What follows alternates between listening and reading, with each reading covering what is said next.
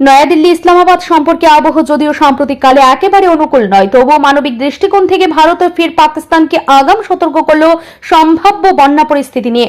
উত্তর ভারতের একাধিক রাজ্যে ভারী বৃষ্টির জেরে বিভিন্ন ভাত থেকে জল ছাড়তে হতে পারে, যার সরাসরি প্রভাব পড়তে পারে জম্মুর উপর দিয়ে প্রবাহিত তাউইন নদীতে।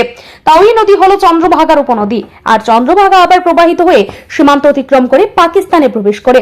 ফলে তাউইর জলস্তর বেড়ে গেলে পাকিস্তানের ভূখণ্ডেও বন্যার পরিস্থিতি তৈরি হতে পারে। তাই মানবিকতার খাতিরে নয়াদিল্লি ইসলামাবাদকে সতর্ক করেছে, জানো প্রয়োজনে তারা আগাম প্রস্তুতি নিতে পারে। সাম্প্রতিক সময়ে জম্মু কাশ্মীর সহ উত্তর ভারতের বিস্তীর্ণ এলাকায় ভারী বৃষ্টি দেখা দিয়েছে। বৈষ্ণোদেবী মন্দিরে যাওয়ার রাস্তায় ধস নেমে ইতিমধ্যে প্রাণ হারিয়েছেন অন্তত 30 জন। উদ্ভূত দুর্যোগ পরিস্থিতির কথা মাথায় রেখে সোমবারই নয়াদিল্লি পাকিস্তানকে সতর্ক করেছিল।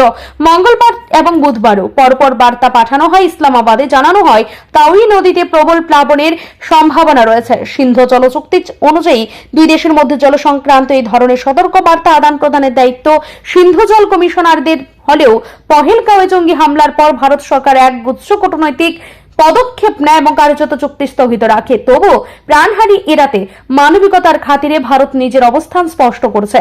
বন্যা পরিস্থিতি নিয়ে আগাম বার্তা দেওয়া হবে, যাতে সীমান্তের উপারে নিরাপত্তা বজায় থাকে। সূত্রের মাধ্যমে জানাচ্ছে, তাউই নদীতে প্লাবনের আশঙ্কা প্রবল। ভারতে অতিরিক্ত বৃষ্টির ফলে কিছু বাঁধের লক গেট খুলতে হতে পারে, তাই আগাম সতর্ক বার্তা পাঠানো হচ্ছে।